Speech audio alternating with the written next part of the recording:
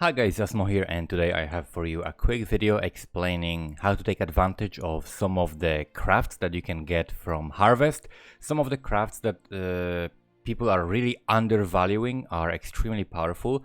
Let me grab an item just as an example to show you what you can do with it to make it much better. So these are just some boots. This is a level 84. Crafts have like I think minimum, but I'm not sure if they have maximum. I guess they have maximum level. Like if you get low level seeds, there is maximum level of item you can use with them. So you have to take that into account. But I'm farming pretty much only like T16 seeds, and they've increased the number of seeds, so you can get like 30 seeds per map. You can get so many seeds now. So it's really nice, and makes it much easier to farm like the more expensive things.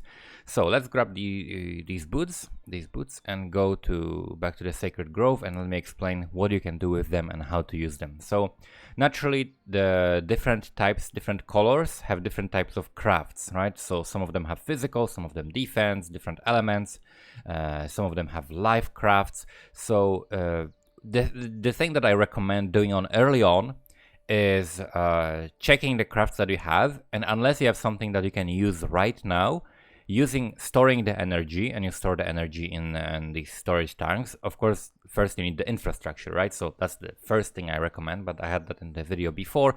If you want to know like what layout I'm using, check out my previous videos on Harvest. I explain this layout. It's the one that you can also find on Reddit, and I have schematics posted in the descriptions.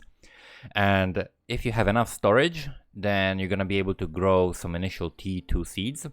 From those T2 seeds, they're usually like gambling seeds or something that, yeah, they're mostly gambling seeds. I don't like them at all, which is why it's very easy to spend the life force from them on the horticrafting stations, or whatever it's called, right? It's called horticrafting station, yes.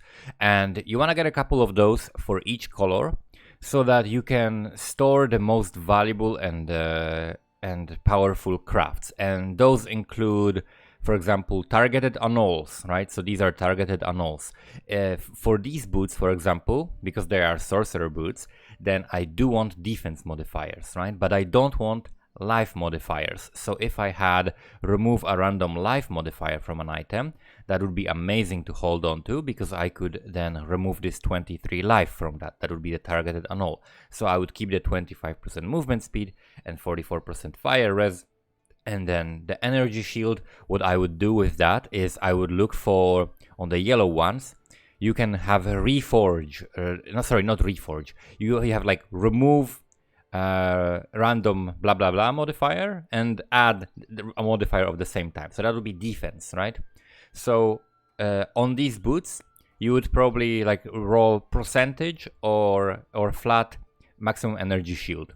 So you just keep re-rolling that. There are no other defense modifiers on this, so the only thing you're affecting is the same craft, the prefix maximum energy shield and maximum life. Actually, that's a hybrid. Okay, I have not even looked at that. That's a hybrid. So if you just use the remove defense modifier, you'll completely remove that. But you actually don't want to do that, because you want to keep certain crafts that you can re-roll on the items. So what do you want to do? Let's say you want to put cold resistance on these boots, right? We have only one suffix here. Let's say you want to do it triple res boots. It's so easy to do.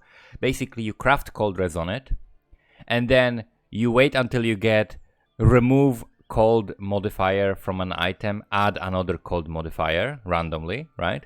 And it will add different cold res. Unless those are like influenced boots that have some cold other modifier that they can roll, it will be cold res. So you basically wait until you have the remove random cold modifier, add cold modifier to that item randomly, and you keep re-rolling that until you get a good amount. And the crafted one will be replaced by a permanent one. So I go to crafting bench, I craft cold res on it, and then I re-roll cold into another cold, and that gives you a permanent cold on it. And now you can keep re-rolling that cold until you get a high enough tier. Let's say you want to get tier 1 or T2 resistance, right? And you get that, and then you move on to lightning. You craft lightning on these boots, and then you can again do like re-roll a lightning modifier into another lightning modifier. And in effect, the reroll one can work as an exalt if you can craft the same type of a modifier on the boots, right?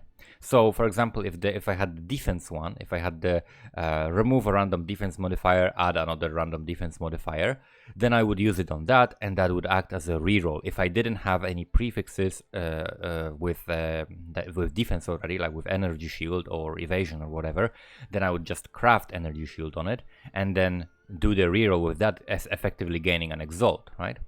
And then these ones that you have here, let me remove this. Okay, these ones that you have here, like remove a random defense modifier from an item, you'd use that on an item that you actually don't want any defense modifiers on, right? So I just happen to have 3 annuls here, but you can have something like an annul, something like a targeted annul and exalt, and something like an exalt, right? So the annul and exalt is potentially the most powerful one, because you can keep re-rolling that over and over and over. However, it's not the rarest one. The rarest one is just the augment one, which is like the exalt one, right?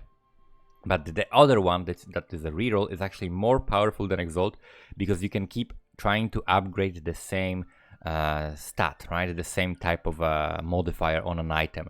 And so it's so easy. You just need to roll like chaos. If you want to craft good boots, right?